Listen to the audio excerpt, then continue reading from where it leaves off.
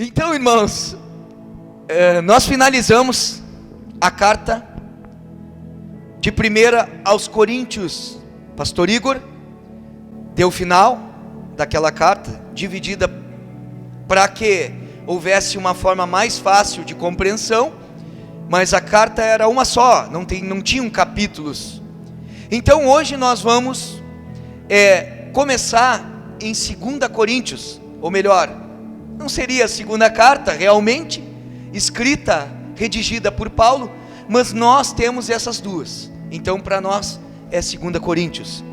Então o maior foco do último capítulo foi na questão da generosidade, aonde Paulo finaliza a carta trazendo ensinos a respeito, né? Como organização, tanto com pessoas específicas para cuidarem das arrecadações, quanto a instrução de separar a oferta com antecedência. Isso aqui eu acho que é uma coisa que realmente é importante nesse texto. O que acontece? Paulo diz assim: preparem no primeiro dia que vocês se reunirem, já deixem e levem lá, ou seja, já preparem essa oferta. Porque o que mostra isso? Porque muitas vezes, se a gente não se organizar, a gente não consegue contribuir, ou até consegue contribuir, mas separar uma oferta que às vezes é pequena diante daquilo que nós podíamos ter dado. Então é importante essa instrução. E outra coisa, que muitas vezes nós como igreja, eu como pastor, às vezes cometo um erro, de que muitas vezes a gente sabe que uma pessoa ela não está bem financeiramente, e a gente diz para ela: não, pode ficar tranquilo, mas cada um pode ofertar, nem que seja o mínimo possível que tenha, porque isso fala de generosidade, fala de gratidão. Pelo mínimo que tenha, a pessoa pode ofertar. E eu não estou falando somente de dinheiro, amém? Estou falando de ofertar de várias formas: o seu tempo, o seu serviço, né? Emprestar a sua casa, emprestar coisas para alguém, pode servir a pessoa. Então ofertar algo, então a gente não pode privar ninguém, nem do menor, do que tem menos ao que tem mais. Todos devem ofertar, porque essa é uma prática de um cristão genuíno e verdadeiro. Então, dito isso, a carta de 2 Coríntios, ela é considerada a literatura mais pessoal do apóstolo. Por quê, pastor? Porque o próprio Paulo, ele conta as suas lutas mais temidas, as suas aflições, as suas agonias, as suas lutas em que a sua alma, ela sente dores profundas.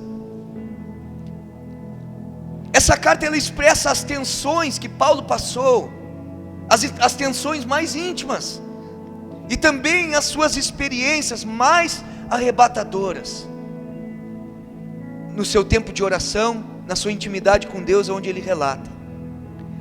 Então vamos lá, eu quero trazer como tema da palavra dessa noite: consolados para consolar. Eu quero te pedir uma coisa de presente, me dê atenção, amém? Preste atenção. Eu creio que essa mensagem ela vai te edificar como me edificou. 2 Coríntios capítulo 1 diz assim, no primeiro verso: Paulo, apóstolo de Cristo Jesus, pela vontade de Deus, e o irmão Timóteo, a igreja de Deus que está em Corinto, juntamente com todos os santos de toda a Acaia. Interessante que já no princípio, Paulo aqui já começa cravando o seu apostolado. Por quê? Um homem que muitas vezes não expressava esse desejo, essa vontade de se sobressair ou de aparecer, e não é dessa forma que ele se apresenta como apóstolo. O seu objetivo não era realmente se exaltar, mas só que ele precisava digitar uma carta, redigir uma carta para eles, já colocando isso, porque muitos dentre os irmãos, eles não reconheciam essa autoridade do apóstolo Paulo, eles não reconheciam sua posição de apóstolo, de escolhido pelo próprio Cristo Jesus. Então Paulo, ele não tinha como objetivo ele dar um carteiraço, como muitos hoje dos nossos dias fazem, né? Chegam dando carteiraço, eu sou pastor, eu sou isso, eu sou aquilo e tal, para que possam ter realmente privilégios dentro da igreja. Então Paulo não estava falando isso. Ele não estava nem tentando colocar-se em destaque ou maioral. Ele não estava querendo aparecer, mas era simplesmente uma forma que ele tinha de querer lembrá-los que pela vontade de Deus ele foi estabelecido apóstolo. Mesmo sendo, agora uma coisa que eu acho interessante, que mesmo sendo rejeitado, cara, ele não deixou abalar a sua identidade. O que Deus tinha para a sua vida como propósito. E sabe que isso aqui é uma coisa que a gente pode trazer um ensino para nós, porque se eu não respeito a unção que está sobre aquela pessoa, eu não vou receber dela. Então Paulo passava por isso, porque aqueles que ele ensinavam não recebiam o que ele ensinava, acabavam não participando daquilo que Deus, que o próprio Cristo tinha colocado no coração dele. E eu fiquei pensando, e eu e minha esposa conversamos um pouco sobre isso. E muitas vezes eu aqui como pastor dessa casa, eu tenho muitos amigos, tem muitas pessoas que me conhecem desde pequeno, sabem do meu testemunho, sabem da minha vida cristã, mas ao mesmo tempo ainda conseguem e continuam me olhando como César da ferragem.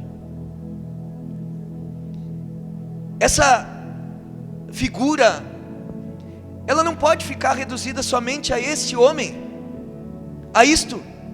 Então é que nem Cristo, aqueles que não viveram os milagres, porque Jesus era só o filho do carpinteiro, Jesus era somente o filho de José, o filho de Maria. Então se uma pessoa, ela não consegue reconhecer a tua identidade espiritual, ela não vai receber. Isso é uma coisa que a gente precisa atentar aqui. Se você olhar humanamente para cada um aqui, e não olhar de uma forma espiritual o que Deus coloca dentro dele, você nunca vai receber o que teu irmão tem para te ensinar de Cristo. Vai aí um primeiro ensinamento. Tem pessoas que, quando se referem a mim, ainda não conseguem, não digo aqui que estão, mas não conseguem me chamar de pastor, porque para eles eu sou César. Nada mal, não estou falando nada que não mudou, eu continuo sendo César. Pastor é uma vocação, o meu nome continua sendo o mesmo, mas muitas vezes pela forma de tratar, a gente vê que a pessoa não te reconhece no lugar que Deus te estabeleceu. Como que você olha para as pessoas? Será que nós muitas vezes não somos como esses coríntios que não recebiam, que não cresciam, que não amadureciam espiritualmente, porque repudiavam o que Paulo ensinava, não recebiam, não comiam daquela comida? Então cada pessoa que ensina nessa casa, se nós olharmos para essa pessoa como somente uma pessoa carnal, ela não tem nada para nos dar. Mas se nós formos olhar para ela com a identidade e com a capacidade que Cristo dá para ela, ela tem muito a nos dar. Então olhe dessa forma, olhe desse jeito. Só que nesse primeiro versículo também é interessante a gente notar que mais uma vez Paulo ele começa a carta, assim como em 1 Coríntios, ele começa falando e reforçando novamente que havia ali em Corinto uma igreja de Deus. Você percebeu isso? Olha aí no primeiro capítulo de 1 Coríntios, dá uma lida bem no início, para te ver se ele não fala a mesma coisa. Então o que é importante a gente frisar e entender nessa noite? Não é porque uma igreja tem problemas, não é porque uma igreja tem pessoas que não queiram, não é que uma igreja tem pessoas que disputam, tem pessoas que muitas vezes estão vivendo práticas que não deveriam, que não é chamada de igreja e que não é igreja do Senhor. Claro que nem todos que participam realmente são corpo de Cristo, mas que estão ali com possibilidade de realmente se voltarem e de se arrependerem. Então, mesmo que nós olhemos muitas vezes para certos lugares e venhamos a dizer assim: não desconsidere, porque eu e você não podemos chegar e determinar e dizer, declarar que um lugar não é igreja, porque esse lugar mais bagunçado que Coríntios, irmãos, eu em toda a Bíblia, na Nova Aliança, em todas as cartas redigidas por Paulo, não tem uma que estava desse jeito. Não sei vocês, mas eu acredito, estudando, que não existia. Então, Paulo começa falando isso, e também ele fala, se referindo a todos os santos, ou seja, a igreja de Corinto com todos os santos. Essa palavra santo, a gente precisa desmistificar ela e entender ela realmente na sua aplicação. Santo significa separado. Não está falando de uma pessoa ser canonizada, não está falando de uma pessoa ser beatificada ou colocada como alguém que tem um poder supremo e alguém que é quase próximo do que Jesus foi, no sentido de autoridade, de santidade. Uma pessoa natural, ela é pecadora. Então não está falando disso, está falando de estar separado. Separado para quê? Separados para quem? Para o Senhor, para viver uma vida para Ele, para expressar o reino dEle. Amém? Ficou claro? Aí vamos juntos no 2 e no 3, que diz assim: a vocês, graça e paz da parte de Deus, nosso Pai, e do Senhor Jesus Cristo. Bendito seja o Deus e Pai de nosso Senhor Jesus Cristo, Pai das misericórdias e Deus de toda consolação. Essa palavra consolação, ela significa aproximação para ajuda, seja exortando, advertindo, encorajando, confortando, trazendo até mesmo descanso. Esse é o ministério do Espírito Santo. Agora vai no 4, que nos consola em todas as nossas tribulações, para que com a consolação que recebemos de Deus, possamos consolar os que estão passando por tribulações. Por isso, o tema da palavra dessa noite é o que eu falei: consolados para consolar. A pergunta aqui dos coríntios, só que eles tinham, por que essa pergunta? A pergunta era, por que um homem, como que um homem que se diz ser apóstolo, como que um homem que se diz ser um homem de Deus, ele passa por tantas coisas, enfrenta tantas tribulações? Era isso. Havia essa questão que Paulo está respondendo. Olha, eu vou dizer para vocês por que eu passo por tribulações. Porque eles pensavam, cara, esse cara, agora nós vamos no decorrer da carta entender que eles o acusavam de não ter palavra. Então, diante disso, eles pensavam, cara, esse cara é uma fraude. Aqueles que eram opositores, aqueles que não compactuavam, que não seguiam, que não recebiam os ensinos de Paulo, eles se levantavam contra, dizendo, cara, esse cara passa por tribulação, porque ele está fazendo por merecer. Então agora Paulo vai começar a dizer, vai começar a falar sobre isso. Então aí o apóstolo Paulo, ele usa o termo tribulação. Na carta de 2 Coríntios ele usa por 14 vezes. Por quê? Isso reforça a ideia de que Deus permite que passemos por problemas, com o propósito de aperfeiçoar a nossa fé, irmãos. Só que uma coisa que é importante e que a gente precisa deixar cravado no nosso coração, que junto com a tribulação devemos ter a certeza de que vem o consolo. Pois Deus é Deus de toda consolação. Somente em Deus nossa alma encontra abrigo e encontra refúgio. No mundo nós temos problemas, mas em Deus nós temos a paz. Deus não nos livra de todo desconforto. Ele não nos livra de todo desconforto, mas antes Ele nos dá ferramentas, antes nos dá treinamento, nos dá orientação.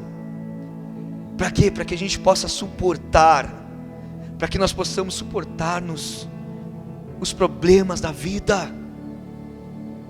E Deus não é passivo, ou seja, Deus não é aquele que fica ali inerte sem fazer nada, não. Deus, diante das situações que nós passamos, Ele é ativo.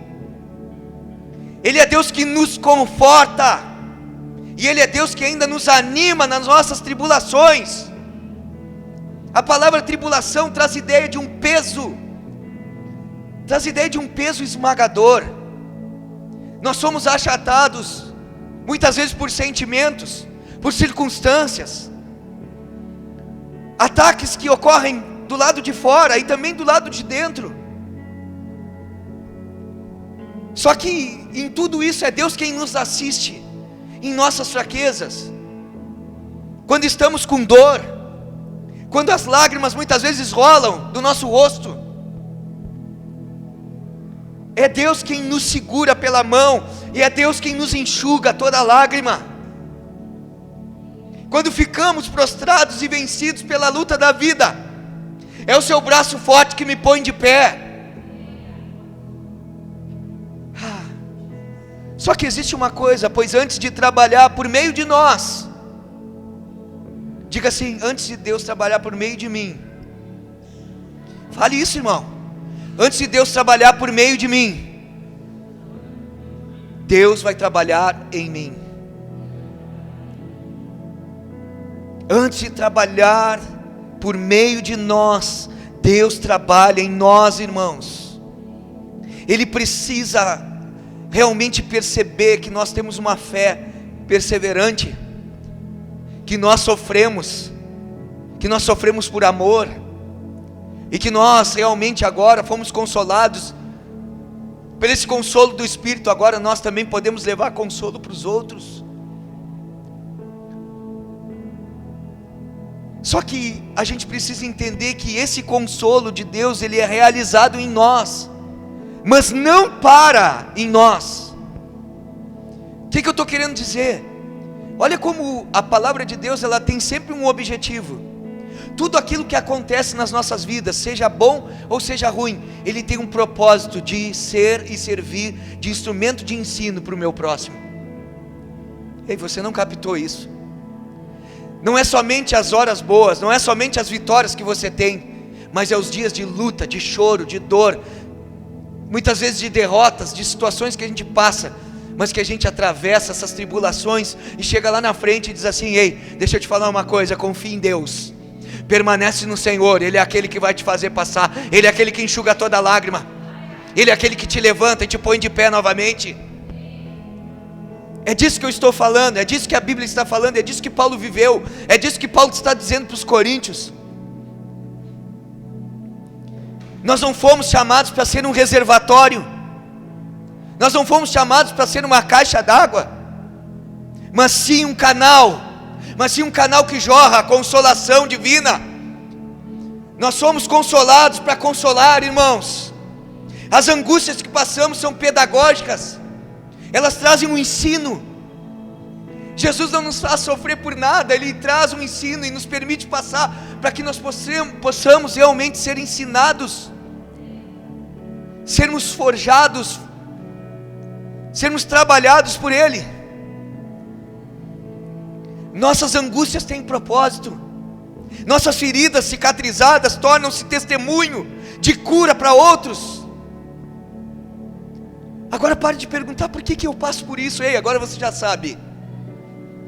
Você passa por isso porque Deus quer usar a tua vida para levar outros à cura.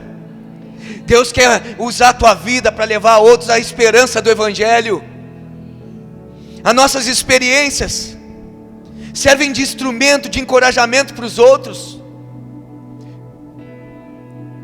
Agora deixa eu te falar, nós não somos confortados para vivermos confortáveis.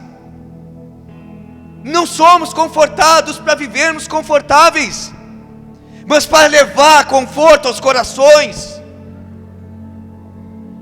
levar conforto àquele que está aflito.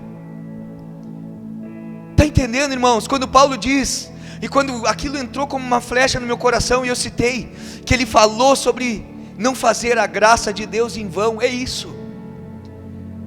Acho que muitos de nós ainda não entenderam o que significa viver vida cristã. É realmente ser alguém que se coloca na zona de conflito, que se deixa realmente ser moído. Essa tribulação que fala é como um peso que faz o que? Espremer.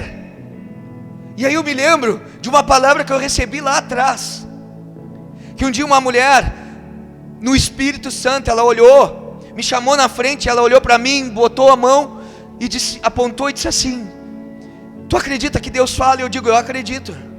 Ela disse assim: Deus vai usar a tua vida, Deus vai usar a tua vida para levar cura às famílias, Deus vai usar a tua vida para ser uma voz que realmente vai trazer a palavra. Aí foi falando coisas, esse é o lado bom. Mas para que tudo isso aconteça, Deus vai te espremer como azeitona. Vai te espremer como azeitona para sair o mais puro do azeite. E é isso que a tribulação faz conosco. É isso que essas adversidades terríveis na alma, onde você chora e não tem quem console, a não ser o Espírito.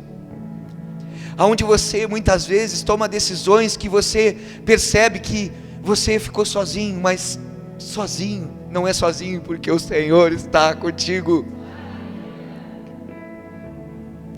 São coisas que nós passamos para que nós possamos realmente ser instrumento.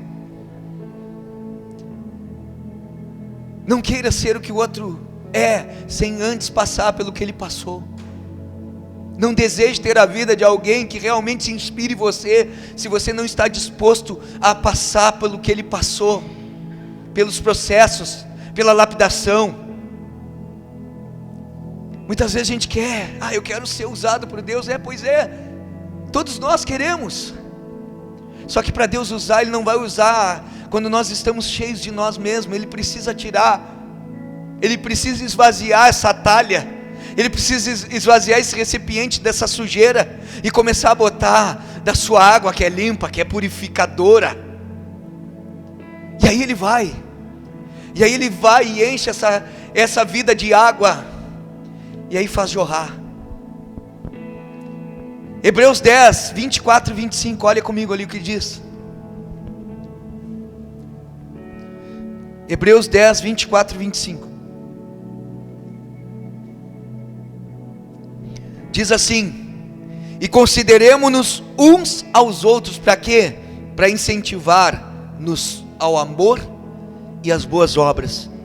Não deixemos de reunir, outras versões dizem de congregar, como igreja, segundo o costume de alguns, mas encorajemo-nos uns aos outros, ainda mais quando vocês veem que se aproxima o dia.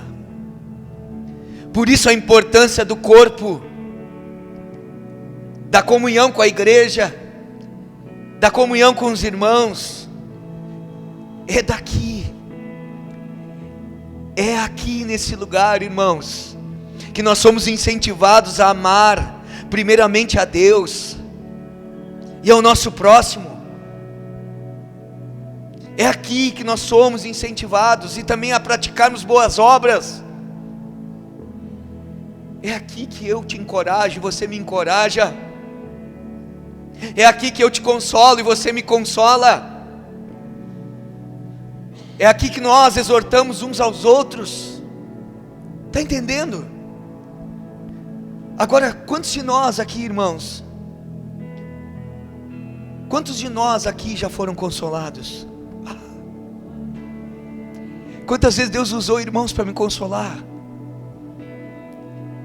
Essa é a igreja de Deus. Quantos irmãos aqui já foram um ombro para você? Quantos aqui já estenderam a mão para você? Ei, deixa eu dizer uma coisa: seja você aquele que estende a mão para o outro, seja você ombro para o outro. O objetivo do consolo de Deus é que você não pare com Ele em você e você fique confortável. Agora que você leve consolo para os outros, que você seja uma resposta para aquele que precisa de uma resposta de Deus, amém? Situações que acontecem em nossas vidas, que nós recebemos, como eu falei aqui, o consolo de pessoas. Nós estamos recebendo o consolo de Deus através de uma palavra de ânimo, de um abraço, de um conselho. São essas formas, as maneiras que nós somos consolados, até mesmo como uma repreensão, muitas vezes doce, com amor. Uma repreensão que te mostra que você está errando, mas te diz assim: cara, é possível levantar, é possível viver uma vida reta, é possível viver uma vida que Cristo se agrada. É disso. Aí ele continua falando no 5, ele diz assim: pois assim como os sofrimentos de Cristo transbordam sobre nós, também por meio de Cristo transborda a nossa consolação. Muitas vezes pensamos que a tribulação é maior que o consolo. Quantas vezes nós, quando estamos diante de um problema, parece que aquela tribulação é muito maior, a gente enxerga ela muito maior do que o consolo de Deus, do que as ferramentas que Deus está me dando para me consolar. Agora só deixa eu te dizer uma coisa, a Bíblia é a verdade, e Paulo está dizendo que na mesma forma, que na mesma intensidade que a tribulação transborda, a consolação também vem, a consolação também acontece. Só que às vezes eu e você não percebemos. Por quê? Porque muitas vezes nós estamos focados somente nos problemas, nos focamos nas coisas que estão dando errado e reclamamos. Mas se eu e você focarmos na consolação que nós temos recebido, se nós focarmos nas bênçãos que Deus tem nos dado, através dele mesmo, através de amigos, através da igreja, aquilo que Deus tem nos suprido na provisão, no trabalho, nos recursos, na saúde, você vai ver, e eu vou ver que Deus, Ele tem me dado muito mais consolo do que eu imaginava. Pare de reclamar, pare de potencializar as tribulações, saiba que você tem um Deus que é maior que tudo. Temos um Deus que é capaz de mudar todo o cenário. O 6 até o 8 agora, diz assim: se somos atribulados, é para consolo e salvação de vocês. Se somos consolados, é para a consolação de vocês, a qual lhes dá paciência para suportarem os mesmos sofrimentos que nós estamos padecendo. E a nossa esperança em relação a vocês está firme, porque sabemos que da mesma forma como vocês participam dos nossos sofrimentos, participam também da nossa consolação. Irmãos, não queremos que vocês desconheçam, preste atenção aqui, as tribulações que sofremos na província da Ásia, as quais foram muito além da nossa capacidade de suportar, a ponto de perdermos a esperança da própria vida.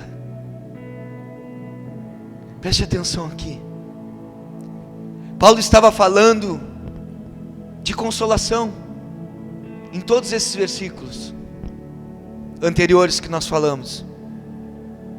Ele começa ali no 3 e ele vem até agora no versículo 8. Só que Paulo, ele não fala de tribulações da sua boca para fora, ele não fala de consolação da boca para fora, mas sim das suas experiências, aonde ele provou realmente da consolação do Senhor. Aí que ele fala, ainda para os coríntios ele diz: não queremos que vocês desconheçam as tribulações que sofremos na província da Ásia. A ideia dessa palavra acima das nossas forças, ela no original grego, ela é de alguém que está sendo pressionado acima da medida. É de alguém que está sendo pressionado além da sua capacidade. Ou seja, está sofrendo uma sobrecarga. Agora, eu e você não sabemos ao certo qual ou quais eventos específicos que Paulo está se referindo. Mas é bastante provável que aqui, nesse momento, ele esteja falando da sua estadia em Éfeso, que foi bastante conturbada. Isso está em Atos capítulo 19, versos 23. Apesar do próprio evangelista Lucas, que foi o escritor do livro de Atos, ele não nos deixar essa impressão de que Paulo estava sofrendo lutas. Existem passagens paralelas que Paulo nos informa, por exemplo, que ele lutou com feras em Éfeso, conforme nós falamos aqui em 1 Coríntios 15, 32, e que muitos adversários se insurgiram para lhe fechar a porta, essa porta grande e oportuna que Deus lhe havia dado, para quê? Para evangelização, para pregação, conforme 1 Coríntios 16, 9. Então o que seriam essas feras? No meu entendimento não era um leão, não era, eu acredito que naquele momento fossem realmente o povo judeu, aqueles compatriotas, os patrícios de Paulo, aqueles que realmente perseguiam a igreja naquele tempo e agora estavam lá para perseguir a Paulo, e até mesmo aqueles que se convertiam e que muitas vezes queriam carregar essas questões judaizantes, e queriam muitas vezes carregar essa diferença de visão, de um é de um, de outro é de outro, e não essas batalhas que Paulo enfrentava. Há fortes indícios de que esses adversários, eles se opuseram a Paulo de uma forma veemente, ao ponto de Paulo realmente achar que ele ia morrer.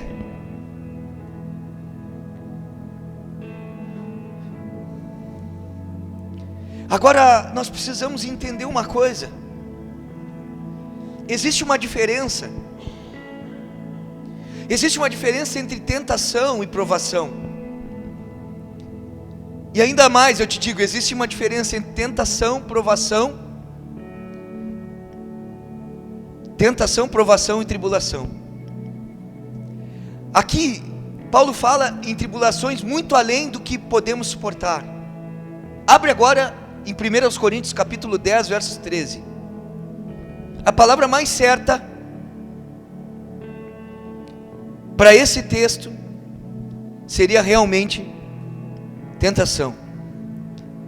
Ele diz assim: não sobreveio a vocês tentação que não fosse comum aos homens, e Deus é fiel, Ele não permitirá que vocês sejam tentados além do que podem suportar, mas quando forem tentados, Ele lhes providenciará um escape, para que o possam suportar. Como assim, pastor? Paulo disse que ele enfrentou tribulações maiores do que ele podia suportar. Então por isso a gente precisa entender que há uma diferença nas palavras. Então eu quero trazer esse ensino. Essa palavra que é usada aqui para esse texto que eu li agora, de 1 Coríntios capítulo 10, versos 13, é da palavra grega chamada peirasmos. O pastor gosta de trazer uma palavra grega, porque, irmãos, isso aqui é para que a gente possa realmente entender, porque as palavras, quando elas são traduzidas, às vezes elas saem realmente da essência daquilo que o texto realmente queria dizer. Então, o que significa esse texto que nós estamos lendo? Que Deus não permitirá que vocês sejam tentados além do que podem suportar. Então seria o que? Ele não deixa nos experimentar, testar, provar a mais. Tentação, Deus não nos permite passar por aquelas que são além do que nós podemos suportar. Ou seja, Ele sabe o nosso limite. Já essa palavra que Paulo fala, tribulação, ela vem do grego tilipsis, que aí ele está falando, ato de prensar, pressão, opressão, aflição, angústia. Então quando ele diz que ele estava além do que ele podia suportar, ele estava dizendo, existe uma opressão, uma angústia, uma aflição, uma pressão, uma prensa sobre a minha vida que eu não estou suportando mais. Paulo está falando da capacidade humana de resistir. Aqui ele está falando que Deus não permite, porque Deus nos supre, nesse outro texto de 1 Coríntios, não sei se deu para entender. Não havia em Paulo aqui, nas tribulações, mais perspectivas de vida. Agora, quantos de nós já não sentimos isso, irmãos? Preste atenção. Quantos de nós já não sentimos isso? Ou até mesmo expressamos, eu não aguento mais. Cara, eu já falei isso. Essa situação está tão difícil, eu não aguento mais. É o que Paulo estava dizendo. Na minha carne, na minha força, na minha resistência, no meu eu não tenho mais forças. Tem aquele louvor que diz, sinto minhas forças indo embora. E é verdade. Tem momentos de tribulações que a gente passa, que se não é a mão de Deus, irmãos, nós sucumbimos, nós caímos, nós morremos, nós paramos, nós não temos como sair delas. E é disso que Paulo está falando. Aí Paulo fala e nos ensina que é a dependência de Deus que nos faz suportar tribulações tão severas, que nossas forças, elas nunca seriam suficientes para superar. Existe vida em Deus, existe ressurreição em Cristo, existe transformação no Senhor, existe mudança, existe restauração no Senhor. Ele pode mudar todas as coisas, seja qual for a tribulação, seja qual for aquilo que nós estamos enfrentando. Deus, Ele pode me trazer consolo, Ele pode mudar, Ele pode me ensinar em meio a essa prova, em meio a essa adversidade. Aí ele fala no 9, de fato já tínhamos sobre nós a sentença de morte, para que não confiássemos em nós mesmos, mas em Deus que ressuscita os mortos. Aí ele fala, Ele nos livrou e continuará nos livrando de tal perigo de morte. Nele temos colocado a nossa esperança de que continuará a livrar-nos. O que ele fala aqui? Aqui ele já está expressando o resultado com todo aquele que suporta, todo aquele que suporta a tribulação que ela produz confiança em Deus. Ei, está passando por tribulação? Dependa dEle, porque isso vai te ensinar e vai fortalecer a tua confiança em quem Ele é. Por isso ele diz, Ele nos livrou, Paulo falando, e continuará nos livrando de tal perigo de morte. Não é difícil passar por tribulação? Não foram uma, nem duas, mas quando a gente realmente atravessa e passa delas, quando a gente olha para trás e diz, cara, Deus é Deus, vale a pena confiar nele, vale a pena depender dele, vale a pena saber que Ele é o meu Senhor, que Ele é aquele que está comigo. Da mesma forma que a tribulação parece ser tão grande, o consolo dele, Ele é tão grande também. Esses momentos extremos, eles nos ensinam a depender totalmente de Deus e ter nele a única esperança. Vamos ler o 11. Enquanto vocês nos ajudam com as suas orações, assim muitos darão graças por nossa causa, pelo favor a nós concedido em resposta às orações de muito. Aqui ele está destacando a importância da oração dos outros, a oração dos irmãos. Cara, em momentos de grande tribulação, ouça isso,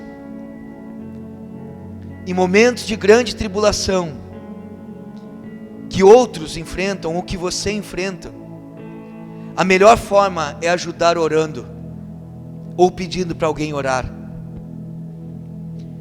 Quando muitas pessoas, elas intercedem, muitas também darão graças a Deus quando Ele responder às orações. Está entendendo?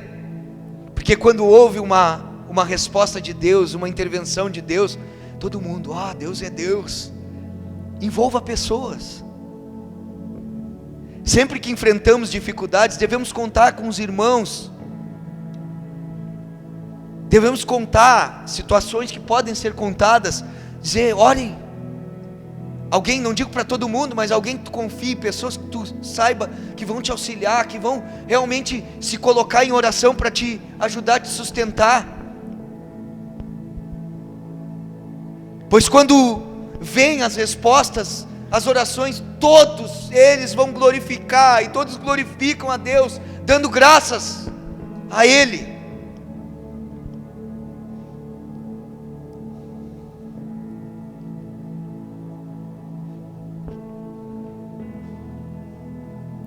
Amém, irmãos? Vou finalizar por aqui. Semana que vem a gente continua. Eu quero deixar cravado no nosso coração nessa noite: o Deus que nós servimos é o Deus de toda consolação. Não há tribulação maior do que o consolo de Deus. Não há tribulação maior do que a presença de Deus. Que você possa saber que tudo aquilo que Deus permite eu e você passar, Ele tem como objetivo nos consolar, para que nós venhamos a consolar os outros. Vamos ficar de pé, em nome de Jesus.